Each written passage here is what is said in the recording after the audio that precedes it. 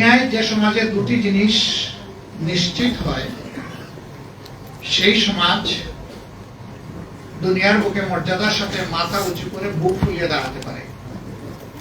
একটি হচ্ছে তার একটু উন্নত শিক্ষা, আরেকটি হচ্ছে সামাজিক ন্যায় বিচার। যেই সমাজে দুই উপাদান থাকবে অবশ্যই সেই সমাজের নাগরিকরা মর্যাদান এবং গর্বিত নাগরিক হিসাবে দুনিয়ার বুকে তারা সব জায়গায় পরিচয় দিতে পারবে। আমাদের দেশে দুঃখের বিষয় যে দুইটি উপাদান নিয়ে এখন চরমভাবে ক্ষতিগ্রস্ত। ন্যায় বিচার নির্বাসনে শিক্ষা ভাঙ্গাচোরা, না আছে এর কোনো নৈতিক ভিত্তি, না আছে তার কোনো বৈশ্বিক মান, কিছুই নেই। অনেকগুলো ইউনিভার্সিটি আমাদের দেশে, কিন্তু গ্লোবাল র্যাঙ্কিং এ কোথাও কাছাকাছি আমাদের কোনো অবস্থান নেই। অথচ আমাদের বহু পরে দেশ স্বাধীন হয়েছে, ইউনিভার্সিটি প্রতিষ্ঠিত হয়েছে, তারা র্যাঙ্কিংকে এখন ব্রাইট পজিশনে দুনিয়াকে লিড দিচ্ছে, আলো দেখাচ্ছে। আমরা পড়ে আছি অন্ধকার। শিক্ষার জায়গাটা যখন নৈতিকতা এবং বৈশ্বিক মানে উন্নত হয় তখন সমাজের সকল শ্রেণী বেনিফিট পায়। কিছুদিন আগে শিক্ষকদের একটা সমাবেশে হাজির হয়েছিলাম। ওনাদের অনেকগুলা দাবি দেওয়া, হয়তোবা সবগুলাই জেনুইন অথবা অধিকাংশ জেনুইন। তবে আফসোস করে বললাম যে আজকে আপনারা আপনাদের ছাত্রদের কাছে দাবি পেশ করছেন একটু করুণা পাওয়ার জন্য। অনেকে বিস্মিত, আমরা কিভাবে আমাদের ছাত্রদের কাছে এই দাবি পেশ করছি। আমি বললাম যে আজকে সরকারে যারা বসে আছেন, আদালতে যারা বসে আছেন, বিভিন্ন জায়গায় সমাজের যারা গুরুত্বপূর্ণ অবস্থানে বসে আছেন, তারা কোনো না কোনো দিন আপনার মতোই কোনো শিক্ষকের ছাত্র ছিলেন। সেদিন সেই ছাত্র মহোদয়কে অথবা ছাত্রী মহোদয়াকে আপনারা যদি ওই শিক্ষাটা দিতেন, যে শিক্ষা মানুষকে মানুষ হতে শেখায়, যে শিক্ষা মানুষকে পরস্পরকে সম্মান করতে শেখায়, ভালোবাসতে শেখায়, তাহলে আপনাদের মতো সম্মানিত লোকদের আজকে দাবি দেওয়ার জন্য অসহায় এতিমের মতো আজকে প্রেস ক্লাবের সামনে রাস্তায় বসতে হতো না। এই বীজতলা যতদিন পর্যন্ত উন্নত না হবে, সুন্দর না হবে, ততদিন পর্যন্ত চারা গাছগুলো থাকবে রুগ্ন, বিকশিত হবে দুর্বল, ফল হবে তিক্ত এবং পরিণাম হবে বিষাক্ত। আমাদের সমাজে কি করছে?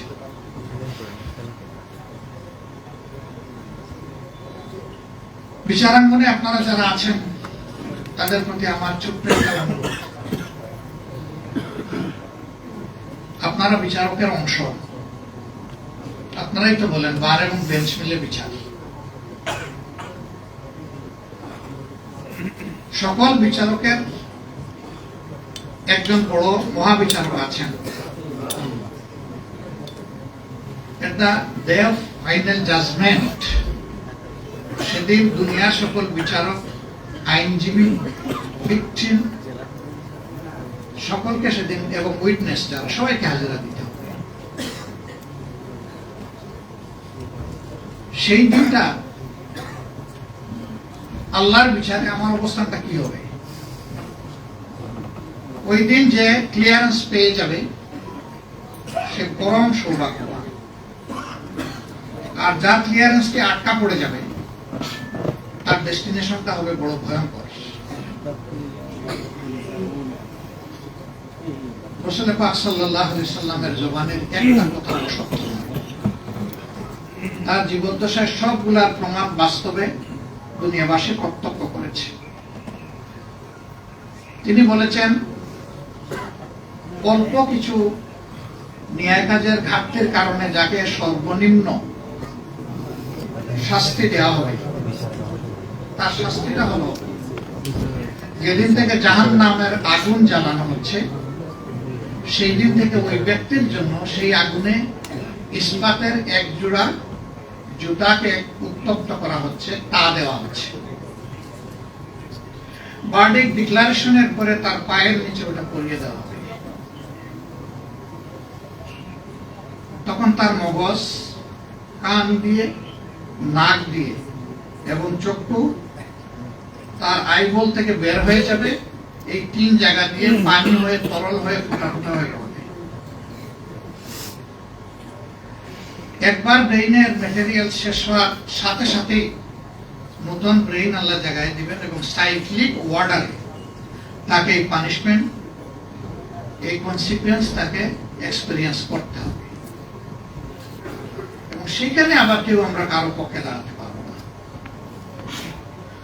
তবে যদি আল্লাহ তার কোন বিশেষ ব্লেসড স্লেভ বান্দাকে এই ব্যাপারে এলাও করেন, তাইলে তিনি কিছু বলতে পারবেন, কিন্তু তাকেও সঙ্গত কথা বলতে হবে। আউলান সাদিদা, যা ইচ্ছা তাই বলতে পারবে না, গুর পেশ করে কথা বলতে পারবে না। কারণ সেদিন যার সামনে দাঁড়াবে তিনি হচ্ছেন ওয়াহিদুল কাহার, সমস্ত কর্তৃত্বের শক্তিমত্তায় তিনি এক এবং অদ্বিতীয়। তাকে সেখানে চ্যালেঞ্জ করার কেউ নাই এবং প্রভাবিত করার কেউ নেই। তিনি বায়াস্ত হবেন না, আবার তিনি তার কর্মে কোনো গ্যাপও দিবেন না। এবং এটাও আল্লাহ তাআলা বলেছেন যে কারো প্রতি আমি চুল পরিমাণ কোনো জুলুম করবো না, যার যেটা পাওনা তাকে সেটাই দিব। তবে অসৎকালের ক্ষেত্রে আমি যদি কারো প্রতি সদয় হয়ে যাই, তাহলে তার পাওনা কমাইয়াও দিতে পারি, মাফ করেও দিতে পারি, শাস্তি দেয়। কিন্তু সৎ কাজ করার পরে কাউকে ডিপ্রাইভ করা হবে না, বরঞ্চ তাকে ইনসেন্টিভ দেওয়া হবে। পাপী কোনো ইনসেন্টিভ পাবে না, কিন্তু যে তার মোরাল ডিউটি ডিসচার্জ করবে, আল্লাহ তাআলাকে ভয় করে স্মরণ করে, তাকে ইনসেন্টিভ দেওয়া হবে। দুনিয়ায় এটা হয়। এই আদালতও অনেক আসামের সাজা কমিয়ে দিতে পারে, আর যিনি রাষ্ট্রপ্রধান তিনি মওকুফও করতে পারেন, টোটালি মওকুফ করতে পারেন, তার সেই এখতিয়ার আছে। সেই এখতিয়ারটা তিনি যখন প্রয়োগ করবেন, তখন তাকে মাথায় রাখতে হবে যে সার্টেন পারপিট্রেটর যে ক্রাইম তিনি কমিট করেছেন, তাকে যদি ওয়াইভার দেওয়া হয়, তাহলে এটার বেনিফিট তিনি এবং সমাজ ইকুয়ালি এনজয় করবে, নাকি এই ছাড় পাওয়া ব্যক্তিটি আরো ভয়ঙ্কর হয়ে পড়বে। কিন্তু দুঃখজনক ভাবে সত্য যে আমরা সচরাচর প্র্যাকটিসে এটা দেখি না, আমরা তার ব্যতিক্রম দেখি। এখানে সাধারণত পলিটিক্যালি মোটিভেটেড হয়ে এই বিষয়ে সিদ্ধান্ত দেওয়া হয়। ইয়েস, দুনিয়া আপনি পারবেন, কিন্তু আখেরাতে আপনি নিজেকে জাস্টিফাই করতে পারবেন না, সেই দিন আপনি আটকা পড়ে যাবেন। আমার ভাই নুরুল ইসলাম বুলবুল আমাদের বিজ্ঞ আইনজীবী সমাজের কাছে সমাজের প্রত্যাশা 6টা 7টা বিষয় তুলে ধরেছে। আমি হয়তো সবটা পারবো না, কিন্তু আমার যদি গুড ইন্টেনশন থাকে, তাহলে আমার ওই ফোর্স আল্লাহর সাহায্যে আমাকে আগায় দিবে এবং আমি কিছু হলেও সমাজে উন্নয়ন করতে পারবো। আমার রিজেক্টের ব্যাপারে I myself is the best witness. আমার সামনে আমার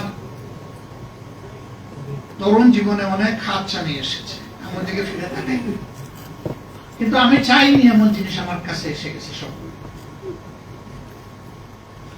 এ থেকে আমার নিজের আস্থা নিজের উপর এতটুকু হয়েছে যে আমি চাই অথবা না চাই, আমার ক্রিয়েটর যদি চান, তাহলে যা আমার জন্য অ্যালট করবেন সবটাই আমার ভাগে আসবে। এটা ভালো হইতে পারে, খারাপ হইতে পারে।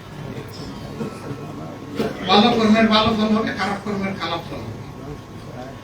সুতরাং আমরা যখন বারবার জেলে যাই, এটা বড় সৌভাগ্য। আমাকে অনেকে জিজ্ঞেস করে, আপনি কি চিকিৎসা কাজ করতে পারেন? আমি পারি, জেলে গেলে পারি, বাইরে থাকলে পারি না, এই সময়ে পাই না, আর আমার প্রয়োজন হয় না, কারণ আমার চেয়ে আরো অনেক স্কিল পার্সোনালিটি সমাজে রয়ে গেছে সার্ভিস দেওয়ার জন্য। কিন্তু জেলে গেলে সেই আমার মানের লোক নাই সেখানে। মানুষের যে কি পরিমাণ ভোগান্তি হয়, যারা জেল এক্সপেরিয়েন্স করেছেন তারা এটা বলতে পারে। আমি জেলকে আমার জন্য অনেক ব্যাপারে অপরচুনিটি হিসাবে নিয়েছি।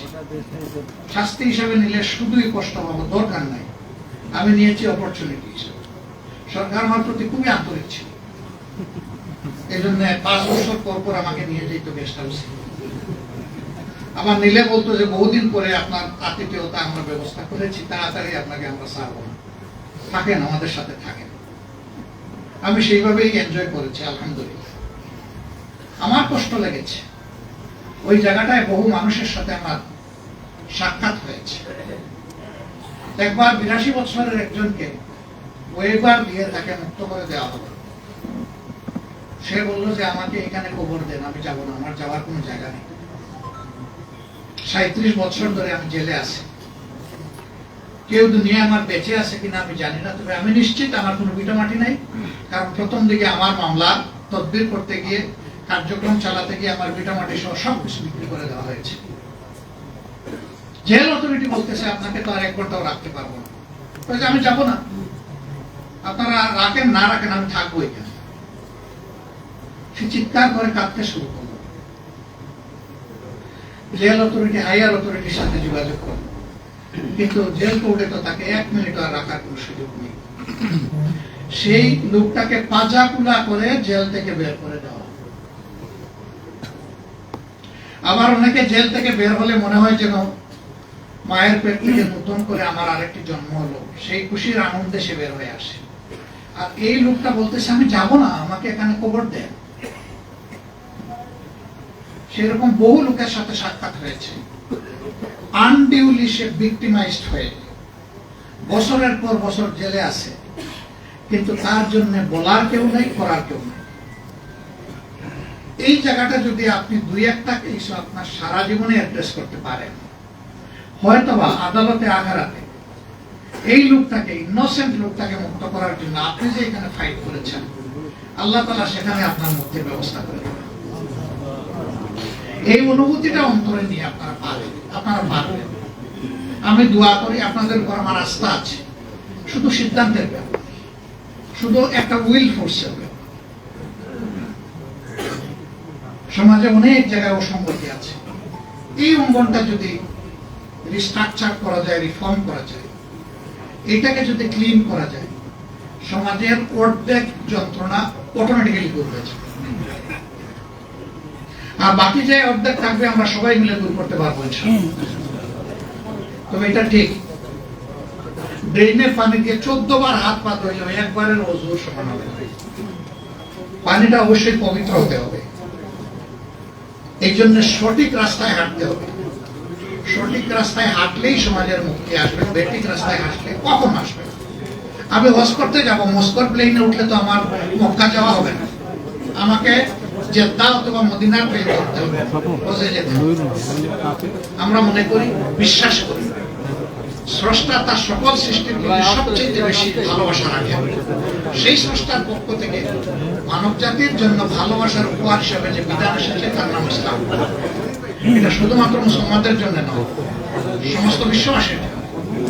ইসলাম বেস্ট সলিউশন।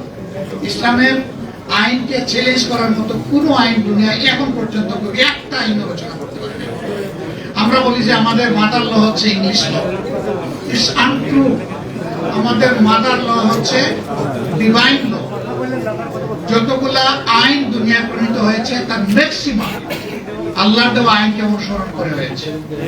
এই জন্য বিদ্যমান আইনের সাথে কোরআনের আইনের সংঘর্ষ খুব কম জায়গায়। যেই জায়গায় সংঘর্ষ বুঝতে হবে, কোরআনিক ল উইল প্রিভেইল, এবং বাকি জায়গা সেটা প্রিভেইল করবে। আমার সম্মানিত ভাইয়েরা, আমরা রোজার একদম শেষ পর্যায়ে চলে এসেছি। আজকে 9 ইফতার, 6টা 9 মিনিটে ইফতার। ইনশাআল্লাহ আল্লাহ তাআলার দরবারে দোয়া করি, এই ইফতার গ্রহণ করার মধ্য দিয়ে আল্লাহ তাআলা আমাদেরকে গুনাহ কথা থেকে মুক্ত করুন। এই দশকটা হচ্ছে মানুষকে আল্লাহ তাআলা মাফ করে দেওয়ার দশক। যাদের নামের তালিকা তৈরি হচ্ছে আল্লাহর দরবারে মাফ করে দেওয়ার জন্য, আমরা যেন সবাই এই 3 হলে যারা আছে এবং আমরা যাদেরকে ভালোবাসি, আল্লাহ যেন তাদের সকলকে মাফ করে দেন। রাব্বুল ইজ্জত যেন আমাদের দেশের প্রতি শান্তির ফয়সালা নাযিল করে, রহম করে একটা ওয়ান্ডারফুল সোসাইটি, একটা হিউম্যানিটারিয়ান সোসাইটি গড়ার জন্য, বিল্ড আপ করার জন্য, কোরআনের আইনের ভিত্তিতে আমরা যেন একটা মানবিক বাংলাদেশ গড়তে পারি, এই ব্যাপারে আল্লাহ তাআলা যেন আমাদেরকে তৌফিক দেন। আপনাদের সকলের আন্তরিক সহযোগিতা কামনা করি। আজকে আজকের এই অনুষ্ঠানে আমাকে হাজির হওয়ার দাওয়াত করার জন্য আমি প্রয়াস কাউন্সিলের কথা জ্ঞাপন করছি, আল্লাহর প্রতি শুকরিয়া আদায় করছি এবং আমি দোয়া করি আল্লাহ তাআলা আমাদের সকলকে হায়াতে সেহাত দেয়, রিজিকে ইলমে এবং আমলে বারাকাত দান। আসসালামু আলাইকুম ওয়া রাহমাতুল্লাহি ওয়া বারাকাতুহু। সম্মানিত